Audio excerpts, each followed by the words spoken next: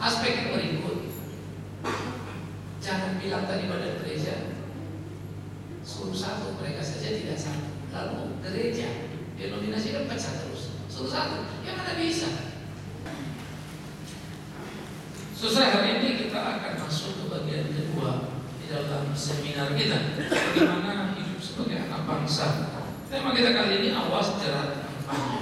Saudara, hari ini Jakarta dilanda kebanjiran yang cukup menakutkan. Tadi pagi saya berlayanan di tempat lain, jalan terputus di Otista, lalu kita mesti muter. Tetapi saya monitor lagi di El Sinta pada jalan kemari, beberapa waduk Jakarta Utara dan beberapa tempat sudah mulai meluap. Artinya akan ada lagi banjir karena curah hujan yang cukup tinggi, bukan saja dari malam, tetapi juga dari pagi. Hal seperti ini kalau kita pelajari sebetulnya menjadi amat sangat memalukan dalam pengertian banjir bukanlah problema yang terlalu ribet. Belanda ada di bawah permukaan laut lebih tinggi daripada Belanda. Belanda membangun apa yang mereka sebut dam-dam, khususnya di beberapa daerah yang terkenal dengan istilah Amsterdam, Rotterdam, dan seterusnya. Nah, saudara-saudara, kalau kita pergi dari Jerman mau masuk ke Belanda dari daerah Maastricht, kita jalan dari Maastricht ke Tilly. Kalau kita jalan di jalan highway-nya, kalau sedikit saja angin agak kencang itu boncengnya luar biasa. Tanpa harus angin ekstra pun sudah goyah. Kenapa? Karena sebetulnya jalannya di bawah laut. Jadi angin laut bertiup saja dia sudah begitu. Ya. Nah, kalau kita ke barat laut juga sama. Kalau lagi angin, waduh kita kayak ada goyang-goyang. Sebetulnya kita jalan agak naik karena lautnya di atas. Tetapi Belanda tidak pernah kita dengar kemudian banjir seperti di Jakarta. Ya. Di Jakarta angin ajaib. Tiap hari jalan tambah tinggi, rumah tambah rendah. Maka tak heran kalau ada banjir. Karena pemerintah ini membangun dan mengatasi banjir adalah meninggikan jalan, membunuh rakyat. Maka bagi saya pemimpin penjahat mereka, biarlah Tuhan menghajar mereka, khususnya mereka yang menjadikan itu proyek untuk mengambil keuntungan. Tetapi di sini juga menyedihkan karena banyak sekali orang Kristen masa bodoh dengan apa yang ada, sehingga kita selalu seringkali jadi salah memilih dalam memilih pemimpin kita. Di dalam gereja ada diatur sedemikian rupa supaya kita memilih penatua-penatua yang hidup keluarganya dikatakan bisa dipimpin, sehingga hidup keluarganya, hidup sehari-harinya jadi ukuran bagaimana kita memilih seseorang dan bagaimana kelak mereka pantas untuk menjadi pemimpin. Ya, seorang gembala bagaimana dia menjadi gembala kalau dia tidak bisa menggembalakan rumah tangga. Saya pikir Alkitab memberikan satu nilai-nilai menarik dan konsekuensi logis yang harus kita jalani. Nah, saya pikir ini menjadi pertandingan kita. Nah, mari kita memikirkan bagian ini. Yang pertama, kita sekilas dulu menapak tilas dalam pemahaman perjalanan Alkitab. Sebelum manusia jatuh dalam dosa, tempat manusia, dunia adalah tempat manusia mengabdi kepada Allah untuk tugas yang diberikan. Ya. Mandat biblikal dan mandat budaya. Di dalam mandat biblikal dan mandat budaya ada 3 aspek yang terjadi di sana, atau 3 ordinansi yang kita sering sebut ordinansi Sabat. Khususkanlah hari Sabat beribadah kepada Tuhan. Lalu ketika manusia dibawa ke dalam Taman Eden untuk mengelola, mengusahakan, menata layar. Dan yang ketiga adalah manusia itu akan menikah dan beranak cucu, beranak pinak. Yaitu di dalam mandat budaya ada 2 aspek di sana, baik kerja maupun hidup bermasyarakat atau kehidupan sosial dengan nilai-nilai budaya yang Kristiani artinya sesuai dengan kehendak Allah. Sangat luar biasa. Sehingga manusia beranak cucu, beranak pinak itu menjadi satu negara dan masyarakat. Artinya datang dari satu keluarga yang bernama Adam Hawa. Menjadi satu keluarga itulah sesungguhnya dunia. Saling memprotek, saling mengasihi dan bukan saling menguasai. Tetapi kemudian dream ini hanya sesaat, manusia jatuh ke dalam dosa. Nah, sesudah manusia jatuh ke dalam dosa, maka negara dalam perspektif Alkitab itu bertumbuh dan berkembang. Lalu sehingga tiba pada 2 sisi. Sesudah manusia jatuh ke dalam dosa, ya, maka manusia terpuruk sampai kemudian Tuhan berkenan kepada Nuh dan menyelamatkan Nuh dari murkanya ketika dia mencampurkan air bah, tapi menghabisi keluarga atau keturunan daripada Kain. Tetapi kemudian sesudah era Nuh, air bah selesai, manusia beranak pinak, pelaku tidak berubah dan terus tambah jahat saja, sehingga kemudian muncul janji Tuhan kepada Abraham sebagai bapak orang beriman, lalu Israel sebagai umat pilihan. Ada banyak bangsa, tapi Tuhan pilih Israel. Maka muncullah dua hal yang berbeda. Satu apa yang disebut sebagai negara Allah, Civitate Dei, ya. Lalu negara dunia, ya, Civitate Terrena. Nah, ini memberikan satu perbedaan di dalam kehidupan kita. Sehingga Israel dulu itu adalah negaranya Allah. Bagaimana Allah memimpin orang-orang Israel. Yang di luar itu yang disebut negara dunia. Sekarang kan kemudian campur baur lagi. Maka kemudian PB adalah di dalam Kristus dan di luar Kristus. Bukan as a nation, saya Israel atau bukan. Ya. Nah, karena itu pembedaan ini menjadi sangat menarik. Itu doa Yesus di dalam Yohanes 17. Kita di dalam dunia, lalu dia bilang mereka dalam dunia, tapi aku tidak memintamu ya Bapa mengambil mereka dari dalam dunia, tetapi supaya mereka tidak sama dengan dunia. Maka disuruhlah kita menjadi garam dan terang dunia. Maka di dunia di mana kita tinggal ada dua aspek yang penting di sini.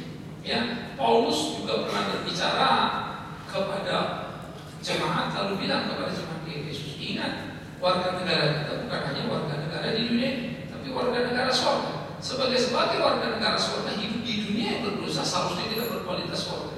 Ini penting untuk kita selalu perhatikan. Kemudian bagaimana di dalam perjalanan kalau tadi negara terus bertumbuh berkembang, sekarang bentuk. Nah, saudara, politik di dalam perspektif Alkitab yang pertama itu sebetulnya bergerak politik yang kita sebut sebagai teokrasi. Allah memerintah, lalu dia memilih imam, lalu dia menetapkan kepala atau tua-tua pada tiap-tiap suku. Lalu era itu diikuti dengan era hakim-hakim, lalu era hakim berakhir dan sekaligus struktur kenabian muncul. Samuel adalah orang yang pertama. Nah, tetapi di dalam zaman Samuel kemudian orang-orang Israel minta raja. Samuel, kau sudah semakin tua dan kau akan mati. Nah, mereka rupanya tidak puas dengan anak Samuel di dalam kepemimpinannya.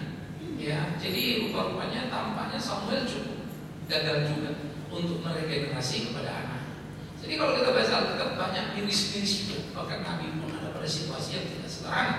Nah, karena itu mereka minta raja. Samuel sempat agak marah, tetapi Tuhan berkata, Samuel, mereka tidak menolakmu tapi menolakku. Akulah yang mereka tolak. Kasih mereka raja kalau itu mau mereka. Nah, muncullah apa yang kita sebut dengan politik monarki dalam perjalanan bangsa pilihan Israel. Di sini sistem raja berlaku. Tetapi kemudian ternyata permintaan mereka dalam malapetaka karena kerajaan itu sobek dua, utara selatan, lalu hancur di tangan Asyur, lalu selatan hancur di tangan Babel. Hancur. Nah, kemudian terpuruklah mereka 1948 secara Israelia merdeka baru jadi negara. Tetapi di lingkungan di antara itu di era Yesus Kristus ya, Roma adalah kerajaan. Tetapi sistem parlemennya sudah ada.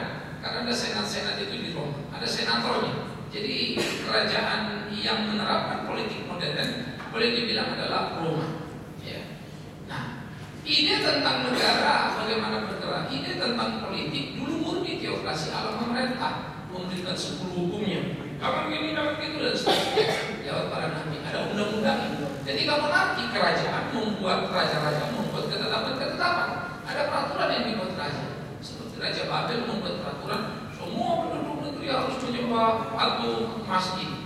Ketika menyembah dihukum begitu ya, karena raja adalah undang-undang. Tapi demokrasi lebih lugas karena bukan lagi monoton pada satu orang kaisar atau raja, tetapi sudah didelegat kepada sekelompok orang. Nah, inilah pertumbuhan perkembangan. Ya, sehingga dikatakan demokrasi adalah sistem kerajaan, tapi oleh rakyat, rajanya banyak, bukan satu orang. Tetapi yang repot kalau semua orang ini mau jadi raja, nah itu jadi anarkis. Ya, sehingga mayoritas akan menggilas yang minoritas. Nah ini bahayanya kalau orang tidak hati-hati berdemokrasi. Ya, karena manusia sudah hidup di dalam dosa, sudah terpuruk di dalam dosa. Jadi tidak menjadi sederhana. Nah, sekarang kita sudah bertumbuh berkembang dari sekilas yang saya ajak tadi. Bagaimana dulu kita menjadi sebuah negara, lalu sistem pemerintahan yang bergerak, lalu bagaimana kemudian memahami realita politik di dalam kehidupan kebersamaan kita. Dan politik adalah satu yang tidak bisa dihindari dalam hidup ini. Karena itu agak naif kalau orang Kristen bilang politik itu jahat. Yang jahat adalah yang ngomong. Ya. Karena ketidaktahuan kita lagi berkata politik itu jahat. Politik tidak jahat. Oh, politisi jahat banyak. Tapi jangan pikir politisi jahat lalu mereka korupsi. Emang pendeta enggak? Pendeta juga banyak bajingan. Kenapa harus politisi ya? Begitu. Pendeta memperkaya diri tidak sedikit. Ya. Bahkan dalam beberapa catatan, pendeta lebih kaya daripada politisi. Ya. Ini fakta yang mengerikan. Anda bisa menjadi negara miskin dan tidak punya private jet. Di Amerika para senator itu mereka sudah jadi senator terkenal tapi belum punya private jet seperti pendeta. Di Singapura pendeta bisa pulang pergi tiap minggu. Singapura, New York, first class, naik es, menghabiskan tidak kurang dari 60.000 US dollar every month, just for ticket. Jadi banyak juga kejadian daripada politisi, gila juga. Jadi jangan bilang politik jahat, sorry, gereja tidak lebih baik. Nah disinilah sebetulnya pertandingan kita yang harus kita buka dengan baik-baik, sehingga kita jangan lagi menjadi cupet dan bodoh sehingga terperangkap dalam derap yang sama. Paling tidak saya menyebut istilah ada 5 titik di dalam politik, gitu ya. Dalam teori-teori ilmu politik ini dikembangkan. Yang pertama negara yang berbicara tentang wilayah, tujuan dan falsafah. Negara ini ada untuk apa sih? Bagaimana sih? Ya, sehingga kalau orang selalu berdebat itu untuk kepentingan orang banyak, tidak boleh dipegang asing, ya. Misalnya air, gitu kan? Tapi air itu sudah ditenderkan orang asing yang tolak, gitu ya. Untuk hajar orang banyak, hasil bumi, minyak, semua juga kita dikerjain orang lain sebetulnya. Ya, apalagi sekarang ini kita betul-betul neoliberal, ada gila-gilaan kita sekarang. Semua sudah tergadai. Ya, itu sebab ketika kemudian kita mudah disadap, saya pikir malu-maluin aja negara ini ribut dan orang DPR ini. Oh memang Telkomsel dan lain itu sudah dikuasai oleh Temasek kok. Beberapa bagian dikuasai oleh Malaysia. Kalau sistem mereka yang bikin, ya mereka sortir, mereka sadar apa sulitnya kan. Ya tinggal mau jual ke siapa saja. Tetapi itu realita kita. Nah, tapi kalau kita nggak perhatiin, kita end user saja, pakai handphone, pakai apa, tidak sadar bahwa sebetulnya negara kita sudah mulai tergadai. Ya. Ini cukup menakutkan. Ya, Pak sekarang sudah kayak Pak bisa 100%. Semua banyak yang dulu tidak boleh 100% zaman Pak Harto. Sekarang boleh 100%. Dulu asing punya building property, nggak bisa, dia mesti nyewa ke locally. Sekarang asing bisa tahu. China sekarang sudah beli tanah, IX itu sudah punya China. Itu bukan Indonesia lagi. Depan Danamon itu tanahnya yang kosong, itu sudah dibeli juga oleh China. Jadi perusahaan China kan beli rajin. Investasi mereka udah gila-gilaan. Semua posisi strategis ada pasti dibeli sama China. Ya. Jadi akhirnya sebetulnya kita ini sudah terpuruk berat. Tapi kita kan nggak tahu ya, nggak perhatiin gitu-gituan. Kalau tahu itu waduh cukup menakutkan sebetulnya.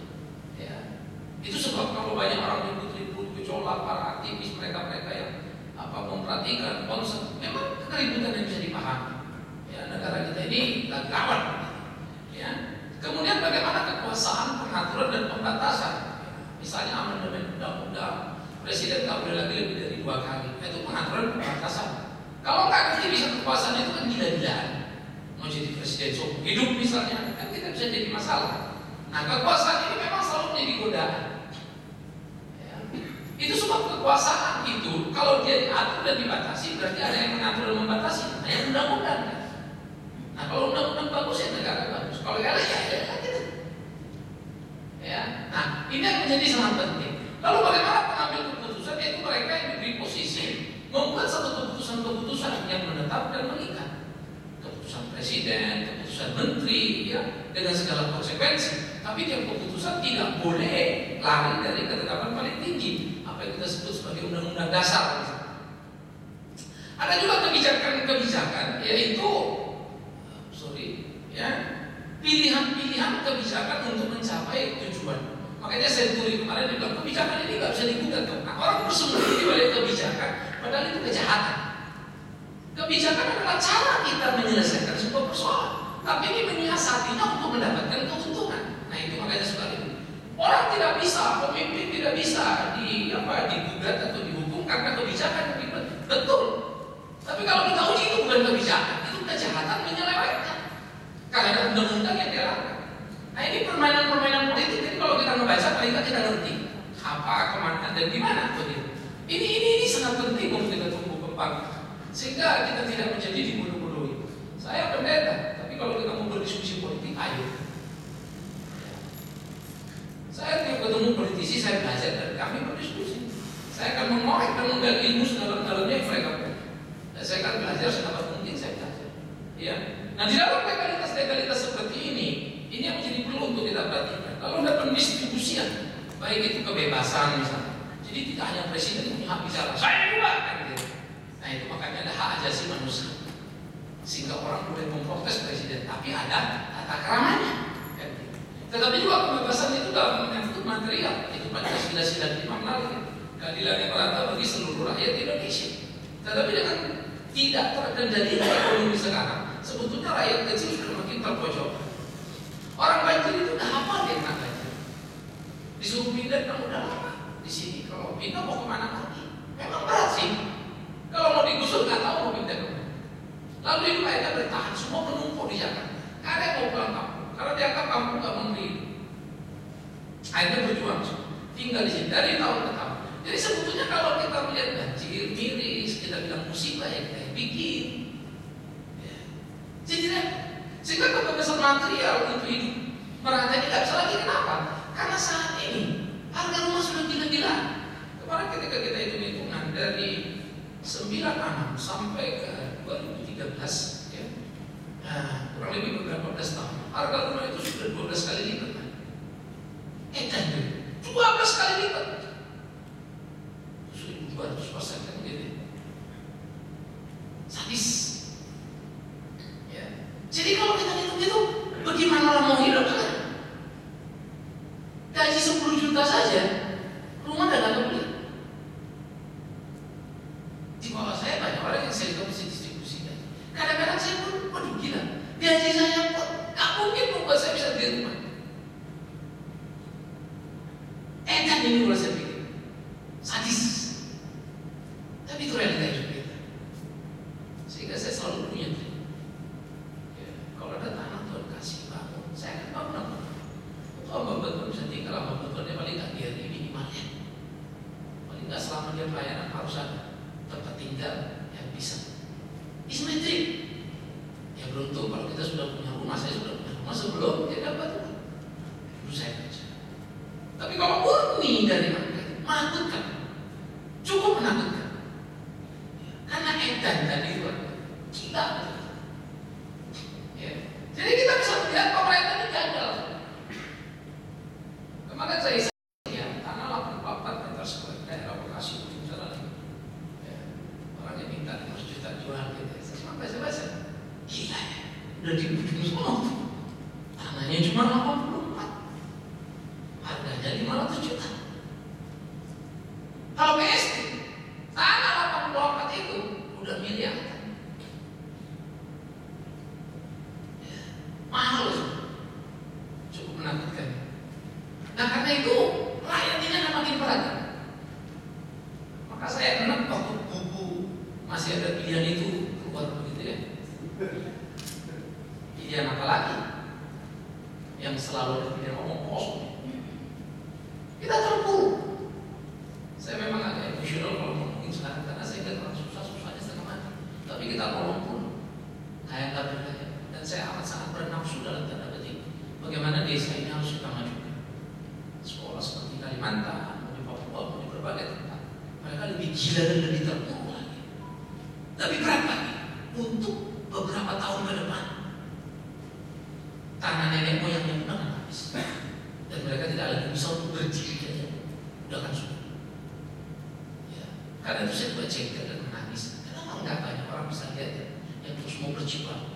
Tapi semua orang bisa memikir diri sendiri. Nanti masa depan saya akan semua serba diri sendiri. Miris. Ini tanggung jawab kita, ya. Sehingga ini semangat politik itu ini bagus kan? Bagus banget. Kalau di jalan.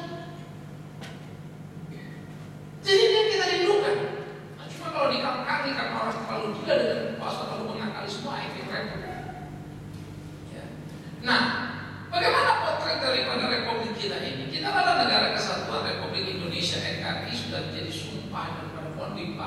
sampai kemarin. Dulu kita negara kepulauan, banyak kerajaan-kerajaan. Sriwijaya kan kerajaan sendiri, dulu Kalimantan sendiri, gitu ya.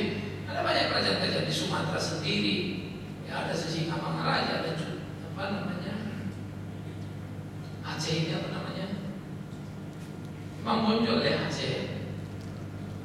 Cutnya diri kan perempuan sebelum dia.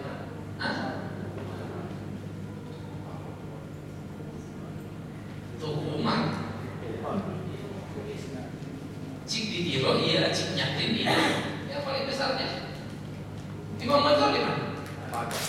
Dari Padang. Terus ada Jawa ya, ada di Ponegoro ya. Kemudian Sriwijaya Gajah Mada ya, panglima yang terkenal itu ya. Itu sudah daerahnya Palembang. Jadi kalau kita lihat dulu zaman Bahola itu, Jawa saja berapa kerajaan, Sumatera berapa kerajaan, banyak sekali. Tapi yang paling besar memang di Tanah Batak, Raja Kuku ya. Raja Kuku akhirnya takut. Ya. Nah kemudian kita punya apa yang disebut Undang-Undang Dasar. Nah Undang-Undang Dasar di bawahnya ada undang-undang yang lebih detail mengatur apa-apa lagi yang diperlukan. Nah undang-undang tidak boleh melawan Undang-Undang Dasar. Di Republik ini banyak undang-undang yang bertentangan dengan Undang-Undang Dasar, termasuk Undang-Undang Sidik-Nasib pemaksaan yang menentang kepada Undang-Undang Dasar, baik di pasal 29 dan lain-lain. Ya, sehingga Undang-Undang Sistem Pendidikan Nasional memaksakan orang sekolah Kristen harus bisa kasih agama orang lain. Padahal mestinya negara menjamin tiap orang menjalankan termasuk pendidikan berdasarkan agamanya. Tapi ya kemudian kacau balau lagi tadi. Jadi Republik kita ini Republik antah-berantah ya. Kemudian di bawahnya itu baru ada Kepres, keputusan menteri dan segala macam. Tapi ini ada peraturan, lalu ada peraturan. Nah sebuah peraturan itu tidak bersifat langgam dan terus menerus, itu periodik. Ya. Maka misalnya SKB dua menteri, ya, surat keputusan bersama, itu adalah satu cacat dalam surat keputusan karena melanggar sebetulnya Undang-Undang Dasar yang paling tinggi. Dan SKB bisa berlaku permanen, itu paling tidak lagi. Ada masalah, ya, ada periode, tetapi semua ada terlanggar. Tapi memang itu juga boleh dibilang ada orang-orang yang mengkritik khususnya yang ngerti hukum. Tapi kemudian kebanyakan jemaat udahlah, jangan dikritik lah, ya boleh apain lah. Ya jadi ini begitu. Thailand itu menarik ya. Ketika semua orang satu suara turun bisa gonta-ganti itu PM-nya dengan segera. Bagi saya itu pembelajaran menarik juga. Biksu-biksu di sana lebih keren lagi ya. Mereka turun dan memahami pergumulan yang ada. Ya, Myanmar juga sama. Keterlibatan itu luar biasa. Nah di Katolik merubah Amerika Latin itu banyak sekali. Ya, kemudian Filipina berubah wajah. Katolik, Kardinal Sin di sana. Tim-tim itu Uskup Belo di sana.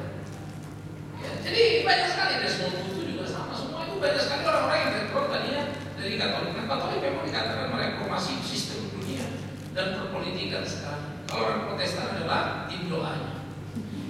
Jadi Katolik bekerja, kita berdoa semua. Maklum kita kan doanya semalam suntuk ya. Kita ini jadi kacau balau. Nah, sistem yang kita anut res politika dari yang dikembangkan konteks itu legislatif, eksekutif, yudikatif ya. Di sini ada parlemen DPR, DPD itu eksekutif, kabinet, ada presiden pembantu, yudikatif itu ada MA, sekarang tambah ada MK, ada KI di sana. Ya, lalu semua ini disebut lembaga negara. Kalau dulu sebelum 2009 sebelum zaman Demen itu adalah lembaga tinggi negara itu MPR. Ya, berarti sekarang tidak ada lagi lembaga tertinggi atau lembaga tinggi, yang ada lembaga-lembaga. Ya. Nah, itu perubahan-perubahan daripada perjalanan politik kita. Saudara-saudara, ini memang menjadi sangat menarik khususnya dari 2009 kurang 5 2004 dan 2004 2009 2014 cukup banyak perubahan-perubahan yang radikal. Ya. Jadi dari sebelumnya juga sejak Harto jatuh, kemudian perubahan-perubahan pembatasan amandemen politik ya. Ketika masih ada poros tengah ya, waktu itu ada Amin Rais segala macam, tarik menarik itu cukup luar biasa. Ya. Tapi napas-napas keagamaan pun di situ mulai masuk. Ada yang bagus, ada yang busuk. Maka Republik kita ini sekarang supaya kalian tahu hampir di seluruh ibu kota provinsi, di provinsi-provinsi sudah ada undang-undang syariah. Jumlah total undang-undang syariah itu sudah mendekati 50 dan banyak sekali undang-undang yang tak masuk akal. Kau yang puasa aku dulu gak boleh makan. Kira-kira begitu ya. Mau cari restoran sudah. Sekarang kita ke puncak coba-coba aja puasa. Kagak dapat ke restoran tutup semua. Setengah jam 4, setengah 5 baru mereka bisa buka. Starbucks itu kan Amerika banget gitu ya. Tetap banyak tutup di bulan puasa. Tunggu jam 4, setengah 5 baru buka. Sudah juga tidak bilang. Jadi kalau mau makan gimana Pak? Ya gendong. Acaranya supaya bisa mengganjal kan. Kalau perlu ya kayu supaya keganjalnya kuat. Tunggu nanti jam setengah 5 kan. Itu pun baru buka ya, tentu sama saja. Tetapi ini realitas. Anda tidak boleh anti pada sebuah agama karena sejatinya orang-orang penganut agama itu banyak yang tidak suka. Tapi ini kepentingan politik. Ini kita jadi miris. Ya. Maka ini jadi luar biasa. Hukum mati digugat supaya dihapus. Hukum cambuk malah dihidupkan. Di Aceh, hukum cambuk dihidupkan. Dipecut di depan orang. Itu kan mempermalukan setengah mati. Tetapi itu yang terjadi. Jadi miris kita ya. Maka republik ini sebetulnya kalau kita belajar dan mendalami menggelisahkan. Saya orang yang bertindak, saya jujur saja gelisahnya setengah mati. Tetapi kadang-kadang mau bertindak pun energi lo terbatas amat. Ini penting sekali. Ya. Kemudian mari kita melihat partai-partai peserta pemilu sekarang itu ada 12 partai ditambah 3 partai lokal di Aceh. Ya ini adalah partai-partai yang ada. Nanti kalian lihat yang mana kan kalian sudah tahu yang dipilih ya, yang ada tanda hijau ya. Ya. Jadi ini partai-partai yang ada semua, ya, yang sudah masuk sekarang berdasarkan juga nomor urutnya. Ini saya akan tulis ini. Mestinya ada nomor urutnya. Oh, ini di sini ada situ ada. Sumnya. Oke, apa kurang miringnya? 1, 2, 3, 4, 5, 6, 7, 8. Kemudian yang ini 9, 10, 11, 12. Walaupun diterima ini nomor 14 dan 15 sebetulnya, tapi ini Partai Nasional Bulan Bintang dan PKPI yang Sutioso ini Yusril ya. Nah, ini dari lebih dulu masuk, ya. Tetapi ini kemudian jadi ke bawah karena memang ini partai lokal Aceh. Ada 3 partai lokal di Aceh. Jadi sekarang kita ada partai nasional, partai lokal. Sekarang logika politik sebetulnya. Ya tahu bagaimana menjelaskan. Saya berharap besok-besok katanya kan daerah istimewa Aceh, ya Jogja juga boleh lagi partai politik lokal ya. Nanti Papua ribut lagi minta partai politik lokal. Partai politik lokal. Terakhir lagi kita mau pulang aku Siantar. Nah, juga minta partai politik lokal nanti ya, lokal Siantar. Lalu partai politik lokal ini orang-orang ini boleh juga disalurkan merangkap dengan anggota partai politik nasional. Benar. Maka pertanyaan kan muncul lah. Kalau saya nasional, boleh nggak mereka lokal? Dibatasi. Ini kata balik-balik dunia ini. Jadi sebetulnya ranah politik kita ini yang masuk di koran yang kalian baca itu salah satu semua. Ya. Oh ini hak asasi manusia. Di mana hak asasi manusia tidak terkendali? Yang ada lihat hukum, ya itu kalau sudah tidak ada disiplin di sana itu mengerikan. Maka hak asasi manusia minus hukum. Lihat, ini akan menakutkan. Makanya sekarang demokrasi kita diledekin jadi demokrasi. Di sini orang bisa demo menutup jalan. Amerika saja bapaknya demokrasi nggak pernah.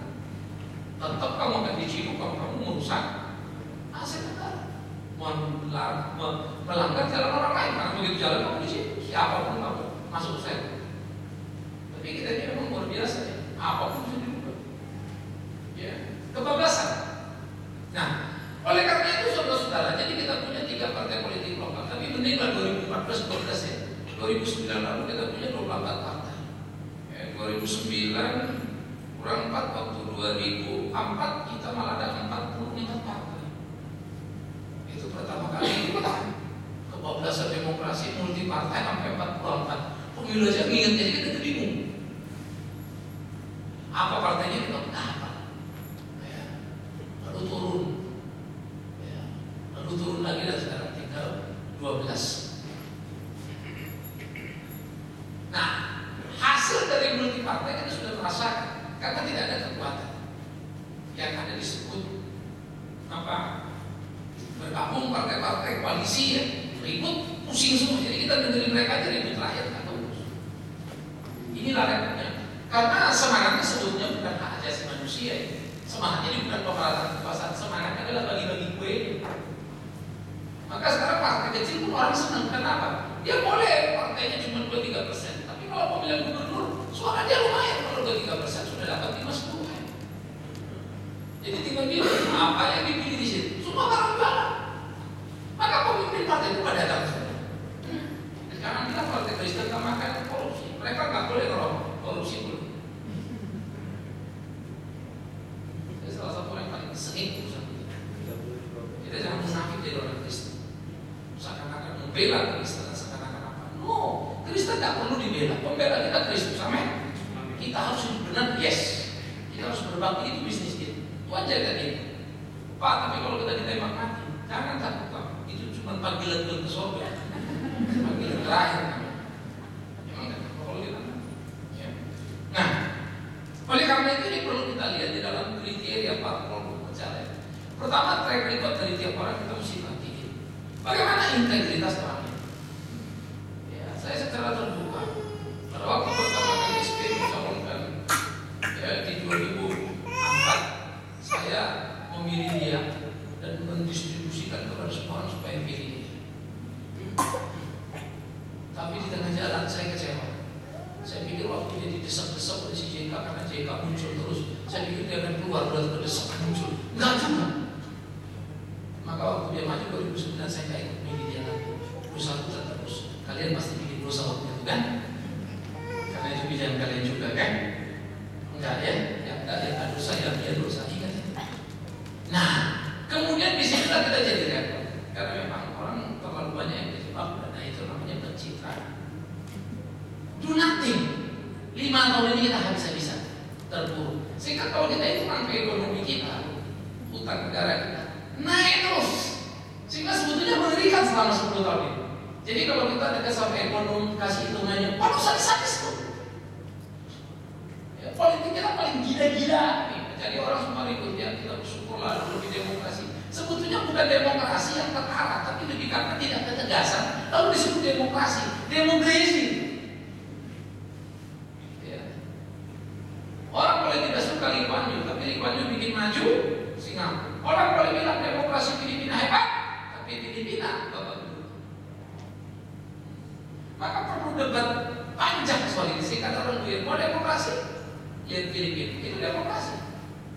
Tapi kontenan itu gak karuan. Otoriter tidak boleh. Ya otoriter itu Singapura. Semua kita pengen kesananya. Semua orang bilang Lee Kuan Yew otoriter, tapi dia bilang kalau tidak tangan besi itu pakai. Nggak tahu Singapura ya. Tetap aja kayak serangan perut gitu ya. Nonton nggak filmnya? Zaman dulu itu, oh Singapura itu sadis, tempat gangster semua itu lalu lintasnya. Ya. Nah, tetapi dia berubah. Pengetahuan. Bagaimana kita bisa memilih kalau tidak berpengetahuan? Angela apa kemarin yang masuk P3 ini? Apa Angela? Katanya pernah kawin siri sama Romeo Rama ya. Jadi terus kan ada mantan langsung. Aduh saya malu setengah mati. Ditanya nggak sih tahu sampai si Nasrul beberapa kali kalimatnya tajam. Maaf ya Mbak. Akhirnya itu ragu terus menjawab saya. Apa yang yakin ini mau maju? Itu sebetulnya bahasanya malu sekali. Oh saya nggak pusing kepala saya sekarang loh. Nanti kompetitor saya pada tahu. Emang mau jualan apa? Miris kok. Waktu saya dengerin Tuhan ini mau maju jadi caleg. Waduh ngeri sekali sebetulnya. Beberapa yang maju dan wawancara itu, aduh berat. Yang ada itu kalaupun pintar ngomong ya debat kusir, tapi tidak ada knowledge. Kalau kita misalnya dengar Ustaz Batugana kalau ngomong, wah barang itu hati-hati, itu ngeri-ngeri sedap. Semua istilah Medan kami itu sebetulnya kita nggak biasa dengar itu. Cuma nggak tahu logika apa dari mana ngomongnya kemana, juntrungannya kemana, nggak ketemu. Saya orang yang suka nonton Western. Aja saya sering jengkel tidak belajar banyak. Cuma saya suka nonton karena banyak terbuka rahasia di situ. Karena sering tembak-tembakan antara anggota partai. Bersyukurlah saya pada kebodohan mereka karena dapat kita informasi. Karena dia saling meneladani. Aku juga begini, satu partai itu. Sulit saudara mendapatkan itu di partai modern seperti Golkar. Mereka di hibernate, saling protek. Jadi kita paling nggak belajar seperti cara dia berpolitik keren, lepas dari serangan. Ya. Ini penting untuk kita lihat pengetahuan. Terus penguasaan terhadap area politik. Saudara lihat partai paling teguh sekarang udah ditangkap itu satu. Sudah dibongkar ini, sudah diperiksa. Orang bilang, oh saya tidak sampai pun tidak. Kalau sudah diperiksa KPK, sudah sulit urusannya. Kalau sampai rumah kita datangnya, kita tunggu waktu ini.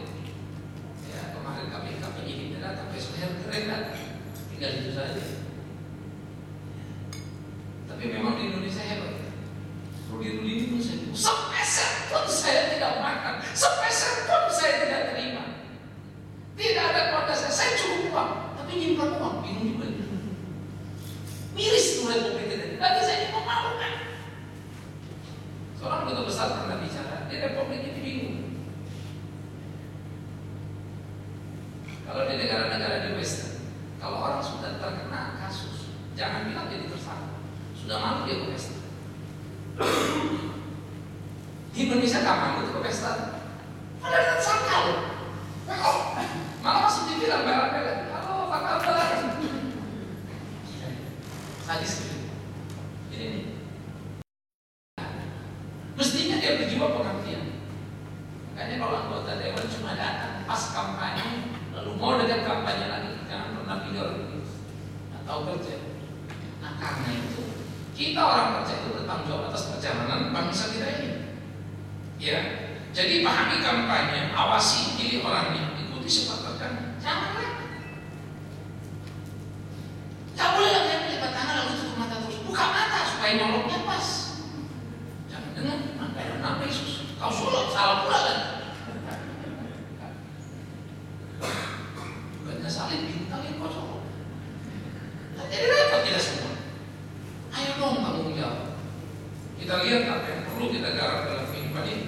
Ya, monyet saja sudah kesel. Cukup sudah dicurangi. Kini saatnya untuk beraksi. Saudara-saudara, yuk kita pikir jangan tertipu dengan kampanye. Ingat, monyet saja udah kesel ditipu terus. Karena kemarin dia dikasih pisau jadi kita ternyata kain. Orang ajar gue dibohongin melulu.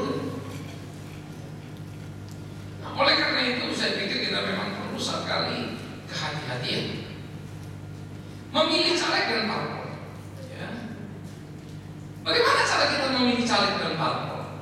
Parpol bagus, caleg bagus. Yes, gampang kan ya? Oh partainya pas yang bagus nih, calegnya bagus. Wah senang. Tapi susahnya, tiap kita kan daerahnya beda-beda kan? Calon di tempat kita juga beda-beda kan begitu. Pas kalau di tempatmu parpol yang kau lihat bagus, lalu calegnya bagus, ya gampang kita pilih jelas langsung. Ya, enak, sederhana. Ya. Tapi kan yang paling repot kalau sudah begini nih, parpolnya sih bagus, calegnya jelek. Saya kemarin waktu beras tadi, pas lagi nonton sekilas di wawancara Mati Piwan, tuh Bupati kan lagi digugat ya sama rakyat, terus surat dari dikirim supaya dicopot ya. DPRD udah jadi lawan. Dia bilang itu kan lawan politik saya saja. Ya katanya bapak orang lagi apa namanya, debu ini sudah mulai kemana-mana, sinabung sudah menguap, bapak malah selingkuh. Saya juga baru tahu ternyata kemarin di Brastagi itu ya selingkuhan. Gila mereka turun ke lapangan, lalu itulah isu yang dibesarkan. Terus dia bilang, cuma isu itu. Saya sudah datangi apa suami yang perempuan itu. Saya tanya, adakah saya selingkuh dengan istrimu? Dia bilang tidak. Saya tanya perempuan itu, adakah saya selingkuh? Dia bilang tidak. Dalam hati saya, enak juga yang kita selingkuh, kita tanya selingkuhan kita. Selingkuh kan? Enggak, amin. Selesai. Kok ya ada orang sebodoh itu bisa ada di TV? How can? Bupati. Ya, ini dosanya si Yusuf.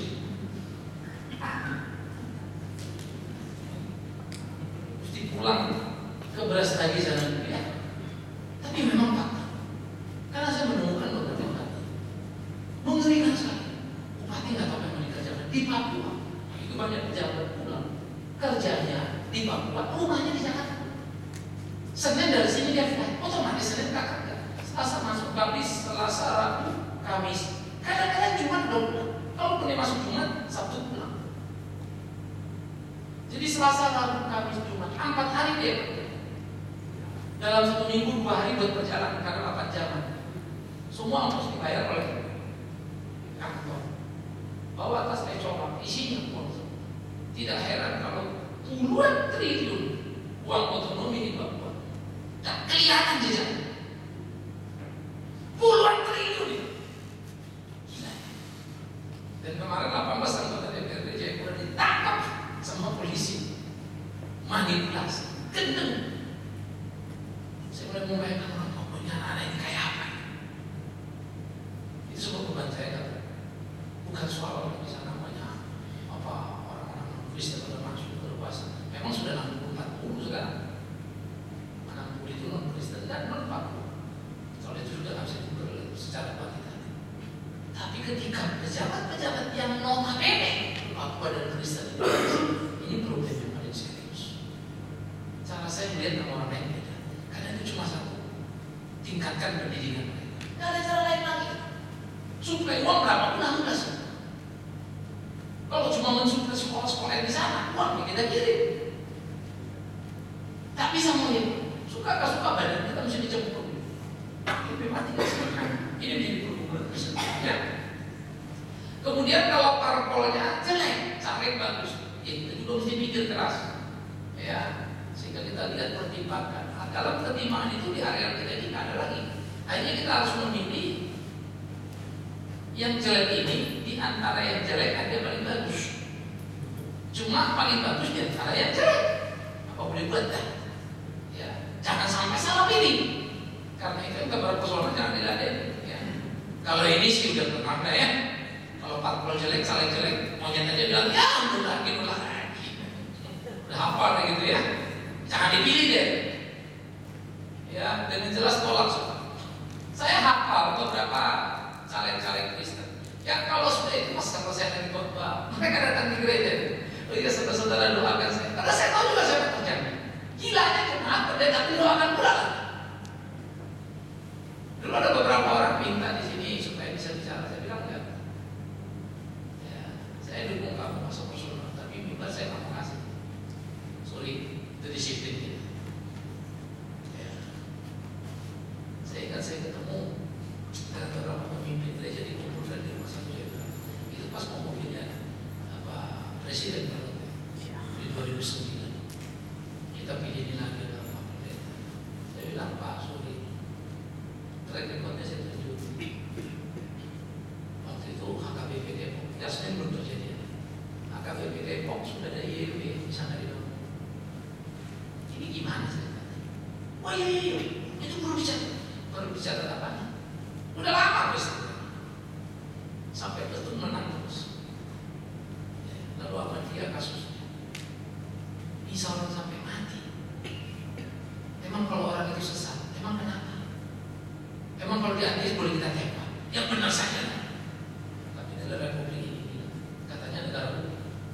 Orang membunuh cuma 6 bulan masuk sel. Miris tuh. Apa intelektualnya apa lagi? Mana tahu siapa? Republik kita ini seru. Ya, jadi saya bilang enggak. Tapi nggak tahu ya itu pengalaman baik saya. Maka saya kadang-kadang kalau ngomong gitu rada-rada juga kesel gitu. Tapi tidak iya ya hanya pada iya. Saya bilang sorry saya enggak. Tapi terakhir orang itu malu ketemu saya. Rupanya dia berharap mendapat jabatan. Ketika tercapai apa yang diharapkan, dia tidak dapat jabatan juga. Dia jadi kesel. Gila. Karena dia sudah gerakan banyak sekali orang Kristen. Waktu itu satu pesawat dikirim dari Surabaya ke Jakarta, dari sini ke Jogja, puas keluar. Saya udah pernah balik ditawarin Pak ikut, tiket disediakan hanya untuk dengerin ya SBY bicara. Terus diundang ke Cikeas. Dan waktu di Cikeas dikumpulkan pemaksa. Hanya dikeluarkan suara. Nanti akan ada 4 orang mewakili kita semua yang bicara 1, 2, 3, 4. Namaku nggak kuat, nggak berbilang. Itu saya. Lalu saya bilang apa satu dari kita balik yang lain-lain. Ngapain gue kesana kalau cuma mau dengerin dia ngomong. Kalau saya dikasih ngomong saya masuk. Karena saya udah tekad. Kalau saya ngomong saya ngomong. Karena saya udah siapin tes kredit pada saya. Tapi memang saya jadi hafal, jadi nggak dikasih. Jadi saya sudah.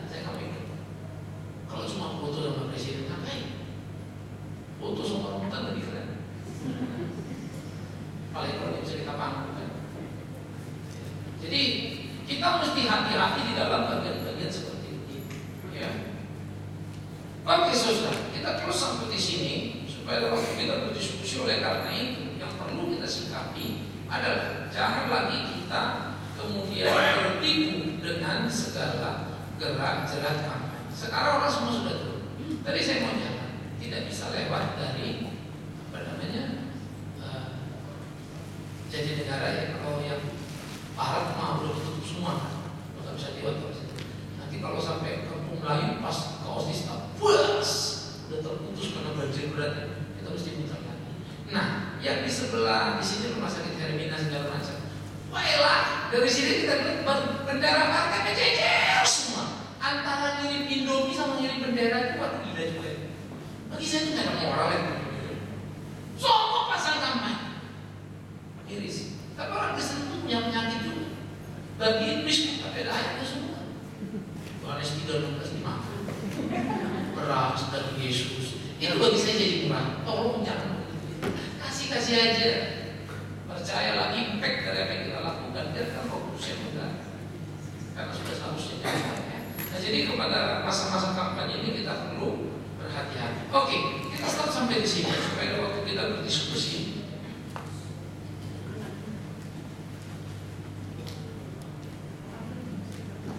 Ya.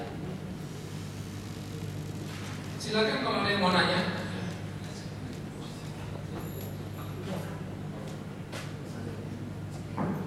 Ya, silakan kalau ada angkat tangan saudara.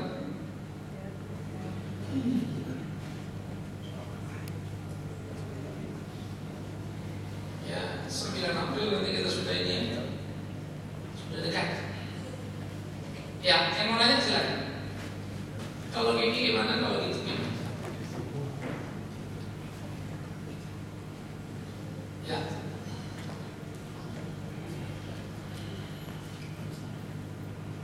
Kami itu poin aja, kan Bapak lebih ngerti politik. Kalau kita nyari duit aja.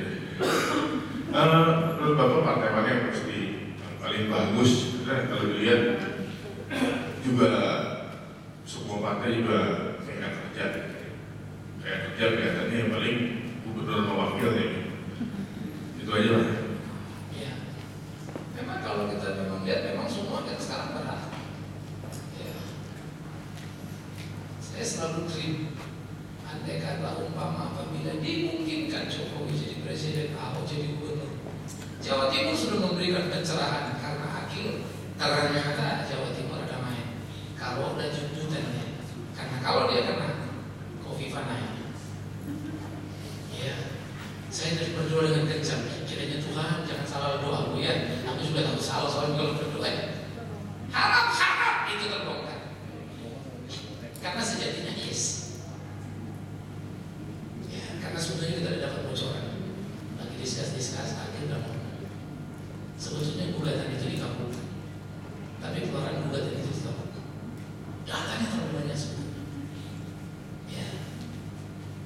Nah, oleh karena itu sekarang udah mulai kegoreng. Ada satu orang perantaranya dari orang Golkar untuk memenangkan itu. Nah, jadi Jawa Timur pun kalau berubah nih naik nih. Berduka ya, kemarin saya tahu presiden belum sempat telepon dia. Karena suaminya meninggal di Bali. Orang ini sangat sederhana tapi cerdas. Jadi ambisi politiknya adalah pengabdian. Terasa sekali. Pernah jadi menteri peranan wanita memainkan peran cukup oke. Maka saya bayangkan Ganjar ada Jawa Tengah ada Ganjar ya.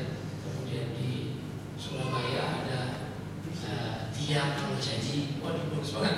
DKI ada Ahok presidennya cukup keren gitu. Ya, kita berdoa semua juga Ibu Mega tidak perlu lagi untuk ngomong terus. Ya, saya rela daripada yang muda-muda. Karena masih tebak-tebakan kita perlu memutar sendiri. Nah, semoga kalau hujan betul semua lemahnya jadi bisa lebih murah.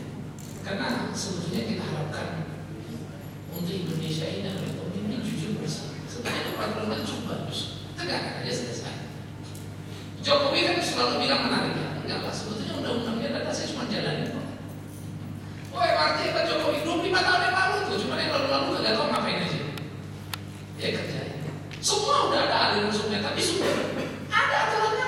mesti dikerok berapa kali digarap, cuma nggak dikerjain.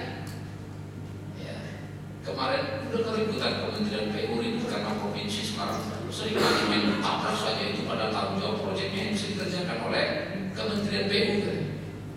Belum selesai dia ngomong jebol jalan TB Simatupang. Gorong-gorong di bawah air, ambruk, katanya air kebanyakan. Jawaban hebat gak? Ya. Nah sekarang jadi kembali, hope kita memang tidak mudah. Karena itu saya bikin berdoa dan mensupport. Ya. Jadi saya sedapat mungkin bicara pada orang-orang di PDIP. Tapi memang kita tahu betul sih di situ ya. Seorang waya gitu kan pada tubuh mega semua. Ya saya cuma berharap dari Tuhan memberi dia mimpi begitu bang Jokowi. Ah gitu lah. Tapi kita juga belum tahu akankah. Ya. Jadi ini hukum yang kita lakukan. Tapi di sisi lain kita juga tidak bisa hanya duduk lapang dan katakan berdoa. 2019 beberapa anak-anak alumni saya akan latih untuk masuk ke politik. Dan 2019 saya akan menghabiskan waktu juga di Kalimantan berkampanye bagi mereka. Saya rindu mereka jadi anggota. Saya akan berkelahi, saya akan jadi manajer kampanye masing-masing anak, termasuk memobilisasi pendanaan supaya uang halal untuk membuat mereka maju. Maka saya telah belajar, saya itu kalau satu daerah berapa suara, metode apa yang paling efektif supaya uang kecil tapi berhasil bagus. Maka sekarang saya menginvestasi namaku di Kalimantan Barat, khususnya di daerah Banten, supaya orang-orang sebulan itu tahu Pak Bigman itu makin lebar, sehingga saya bilang pilih orang ini, mereka masih dengar suara saya. Saya tidak pernah memimpi dan tidak pernah pengen jadi bupati sekarang. Itu dreamku sampai mati, biar aku tetap pendeta ini. Yang aku pertimbangkan kalau sampai diminta menjadi presiden, mungkin aku pertimbangkan. Tapi nggak tahu sampai minta ya. Jelas ya. Jadi, yuk kita semuanya perlu berdoa.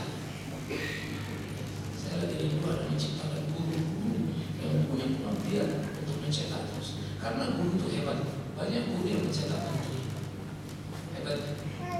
Tapi dia tetap orang-orang beriman namanya sulit.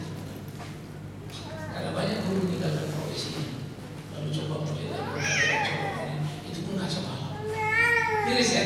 Nah, jadi melatih orang-orang yang memang talent di situ, bakat di situ. Nah, 5 tahun ini saya akan kerja keras. Yang membantu saya, ayo bantu. Karena kerjanya lebih keras lagi. Iya, jelas ya? Good. Jadi kita harap muncul. Ya, ada lagi? Ya.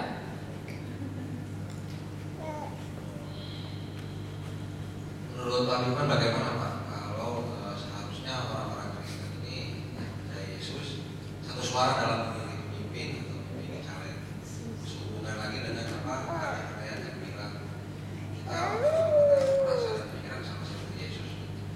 Menurut Pak Bigman bagaimana seandainya kalau dewan gereja kita ini jadi berikan orang Kristen satu suara gitu? Oke. Pertama, dewan gereja yang mana?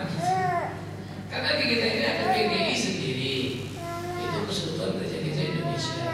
Terus ada PGPI sendiri, Tionghoa sendiri, Pantekosta sendiri.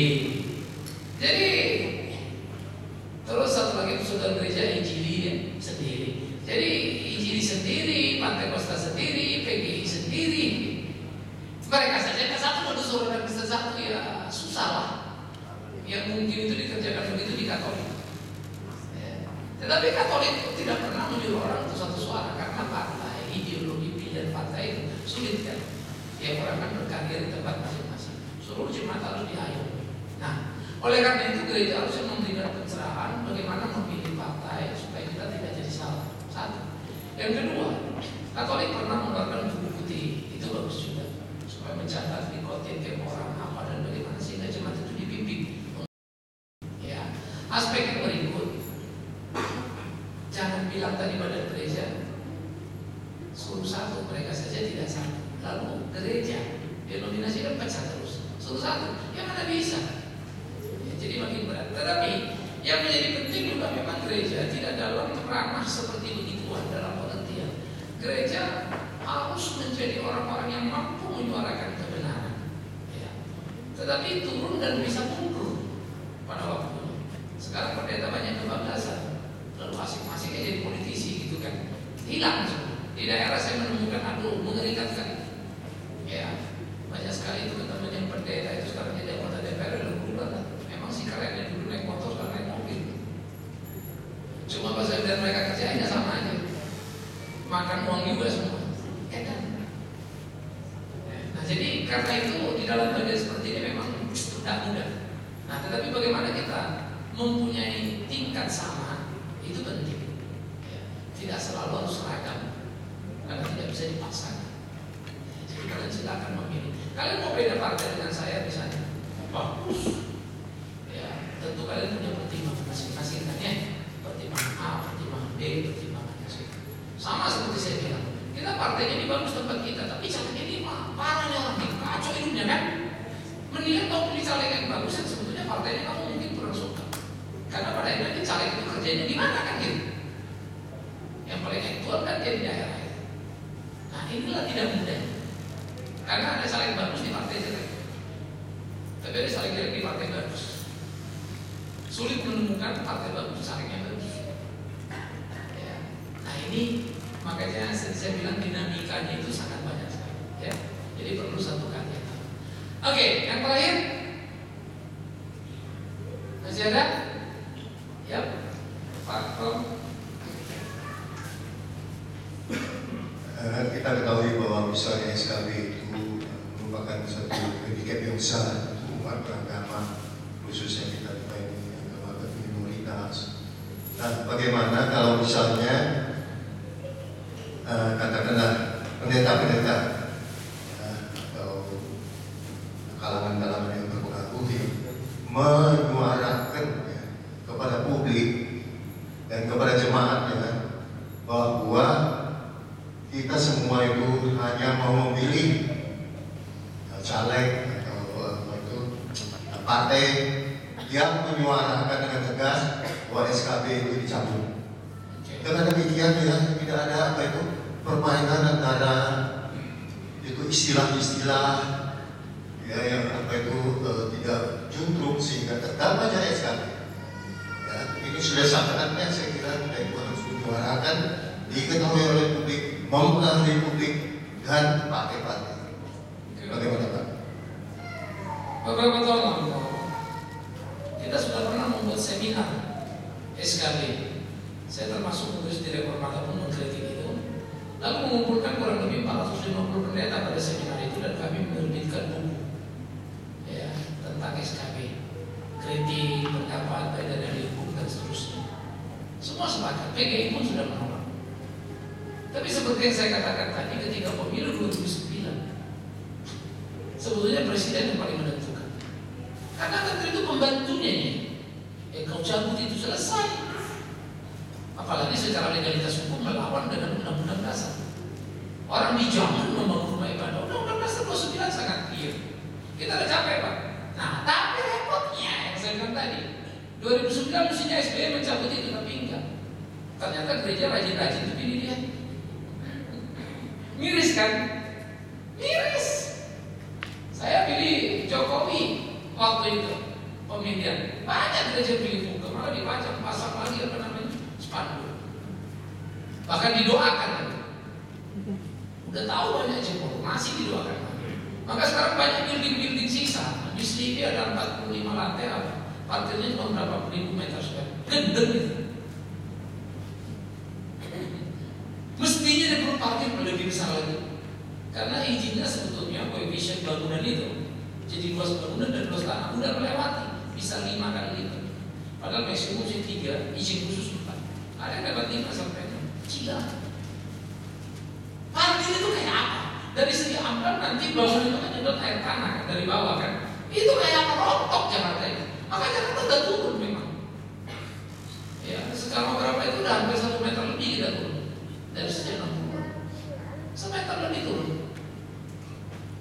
Sehingga kalau ada istilah nanti Jakarta sewaktu hilang, itu logika sains yang masuk akal. Kalau metodenya kayak begini. Makanya tembok besar mau dibangun sama Jokowi, Ahok itu kan speaker laut semua. mirip kayak Belanda, tapi belum udah ribut semua karena memang biayanya besar setengah mati. Tapi terserah Jakarta mau tenggelam atau mau apa. Nah, jadi balik lagi, memang kesulitan kita di situ, Pak. Sudah tahu pun semua, itu akan berkepentingan pilih juga. Itulah sulitnya memimpin gereja ini. Ya, saya termasuk orang yang dimusuhi juga sebetulnya, karena rada nyeleneh berpikir. Lalu saya seringkali dikatakan, bahwa untuk pendeta berpolitik, mana boleh pendeta begini, pokoknya ada segala macam. Saya bilang saya terus terang akan bicara politik dan saya tunjukkan sikap. Tapi sedikit pun aku gak akan masuk di situ dan menikmati. Saya ketemu dengan teman-teman aktivis Gerakan Indonesia Baru. Saya bilang saya ya. Tetapi saya tidak akan masuk untuk kepada kekuasaan selesai. Makanya mereka respon. Lagi rapat kadang-kadang main kita lagi main, pagi masih kita buat rapat nih ngomongin ini ngomongin. Makanya saya banyak sekali rahasia yang saya tahu yang belum masuk di media, itu masih konsumsi di dalam. Kita disadap oleh Australia. Sebetulnya itu lucu, ada perjanjian ditandatangani oleh Presiden antara Indonesia dan Australia, yaitu penyadapan terhadap kalau narkotik itu dikasih ke BNN, nanti kalau itu teroris itu ke Densus. Itu bentuk kerjasama.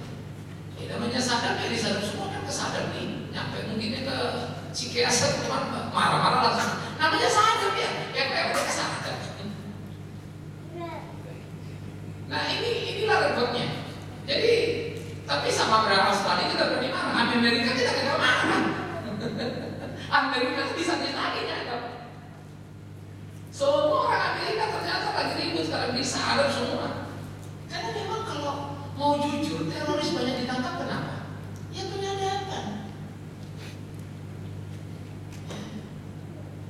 Ya Pak, ini kan private. Emang private itu apa sih? Kalau private korupsi kan bagus. Ini kan kita ada percintaan, Pak, selingkuh. Ya jangan selingkuh biar nggak disadap ya. Nggak apa-apa kayak. Atau pikirkan metode baru dalam selingkuhan. Bagi saya, nggak ada masalah sebetulnya. Karena kalau wilayah itu terjaga, kita jauh paling tidak, memang tidak enak, tapi lebih menguntungkan. Sehingga lalu lintas pergerakan itu tertangkap. Kalau mereka kan nggak sadar. Mana ada teroris ditangkap tanpa menyadap? Nggak ada itu dibongkar tanpa sadar. Semua sadar. Cuma kalau itu ditangkap teroris kita senang kan. Tapi kalau kemudian seperti itu kita jadi kacau. Nah itu sebab kita ini memang jadi repot. Nah jadi jangankan SKB 2 menteri. Ya, apa yang sudah diomongin itu nggak dijalankan. Jadi saya nggak bisa kebayang. Padahal itu gampang sekali Pak. Satu presiden cukup itu. Karena bukan undang-undang DPR ini gitu kan. SKB surat keputusan bersama 2 menteri. Gampang amat mencoba gitu. Pertanyaannya dia mau apa? Itu ada. Ya, partai-partai politik nggak mau. Kenapa? Mereka menganggap ada salah major di sana. Padahal yang berkepentingan dengan itu paling kelompok-kelompok yang radikal juga. Dan jumlahnya itu 10% dari saudara-saudara kita yang muslim. 80%-an saudara-saudara muslim orang-orang mau kenal. Cuma memang kalau 20 kali 140 juta ya jumlahnya sih lumayan 36 juta kan begitu. Jadi sebetulnya kalau kita mau bilang memang enggak mudah. Nah karena itu bagi saya jalan satu-satunya cuma tadi sekarang kita munculkan orang-orang Kristen. Kita di Kalimantan misalnya. Saya tanya Bu Ati, Pak, ini kan Siktinas berlaku gimana ya?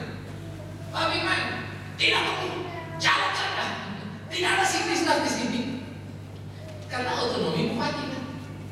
Nah sekarang kalau bupati-bupati yang otonomi daerah ini kita pegang kan lumayan juga kan. Pembangunan gedung gereja tak ribut, gak ada masalah. Jadi akhirnya memang udahlah kalau yang gede ini kita nggak bisa karena ada orang yang tidak mau mengambil risiko terhadap sebuah keputusan. Ya udah kita kerjain itu sebenarnya. Jadinya jadi SKB-nya ada tapi bisa berdiri ini. Ya kita siasati lah. Ya. Tapi memang kalau bicara gereja lah dan bicara lain-lain sih udah. Ya dan kita sudah terbitkan buku itu. Kalau anggota dewan kita undang yang pembuat naskah dalam SKB 20.000 kita undang yang dari Kristen. Jadi dia ceritakan semua historical. Miris ya. Jadi kita bilang itu tadi kita punya pemimpin yang pola tadi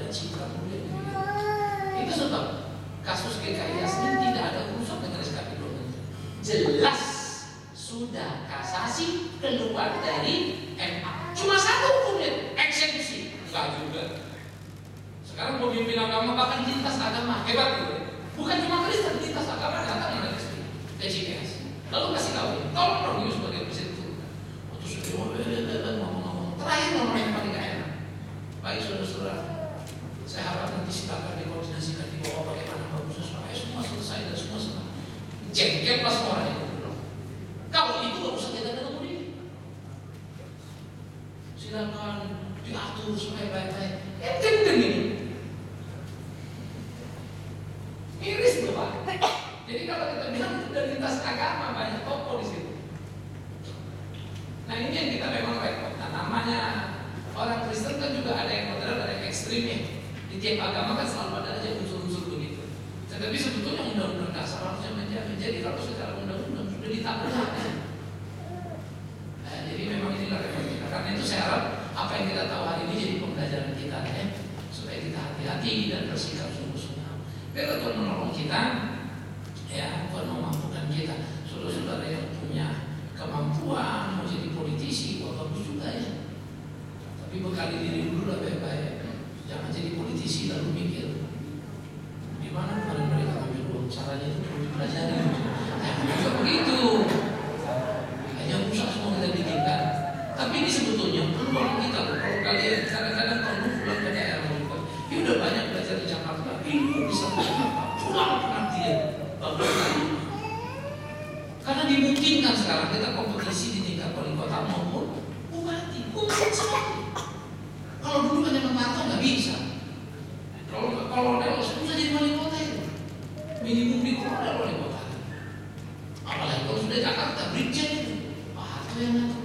Sekarang mungkin. Jadi rasanya perlu juga ya. Saudara sudah cukup lah, anak sudah semua pengambilan sudah cukup, uang sudah cukup. Sekarang pengambil politis. Bukan usaha membuat daerah itu. Ya, karena kalau makin besar untuk kita makin besar kita bisa menolong kita, buat memimpin kita. Kita berdoa. Terima kasih untuk apa yang bisa kami renungkan. Tugas tanggung jawab yang kami emban tidak salah. April 2014 ini semakin dekat. Kami akan memilih caleg-caleg kami. Tuhan mampukan kami dalam belas kasihan. Tuhan tolong juga kami untuk melihat situasi di sekitar kami, saudara-saudara kami yang kesulitan terpuruk. Hanya karena kepemimpinan yang tidak bertanggung jawab. Kebiasaan-kebiasaan mencuci tangan, mencitrakan diri. Kiranya kami yang sadar akan tugas tanggung jawab tidak berhenti, tapi mau berjibaku menyuarakan kebenaran itu, berkelahi dan bertanding untuk memenangkan pergumulan sehingga dengan demikian kami bisa memberi kontribusi khusus bagi saudara-saudara kami yang terpojok hidupnya, kesulitan, kepahitan. Sehingga sungguh-sungguh apa yang diajarkan pada kami, mengasihi sesama seperti diri sendiri ada dalam wujud nyata, bukan hanya dalam teori dan ucapan kosong.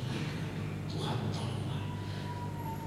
Kami menyerahkan kami sebagai gereja memberkati sertai rekan pengajar dan pengurus buat saat sepikir terus jemaatmu, supaya kami juga boleh ambil bagian menjadi duta-duta Tuhan, membawa jiwa-jiwa baru yang rindu belajar dan mau bertumbuh. Kami berdoa pula menyerahkan seluruh apa yang menjadi kerinduan dan rencana kerja Tuhan tolong pimpin. Perpindahan kami ke tempat ini, terima kasih. Minggu kedua sudah kami jalani. Tuhan terus memberkati, menyertai dan memperkembangkan gereja. Demi Yesus Kristus Tuhan, kami berdoa, kami menyerahkan semua dan juga berdoa untuk saudara kami Pak Menang yang ada di rumah sakit atas musibah tersengat istri kemarin. Tuhan memberi kekuatan, Tuhan memberi penghiburan. Terima kasih untuk dia Bapak Tuhan sudah kerjakan baginya, keluarganya. Biarlah penjagaan Tuhan terus menyertainya. Dan akhirnya kami juga berdoa bagi saudara kami yang kami belum tahu kalau ada di tengah kesulitan karena kebanjiran ini. Tuhan juga tolong supaya kami telinga kami buka untuk mendengar kesulitan dan boleh ambil bagian menjadi penghiburan bagi mereka, mendistribusikan apa yang bisa kami lakukan. Bahkan tetangga kami, rekan-rekan kami yang mungkin berbeda agama dengan kami, yang kami tahu kesulitan, Tuhan tolong kami sehingga sungguh nyata iman percaya itu dilihat dan diketahui orang. Demi Yesus Kristus yang adalah Tuhan.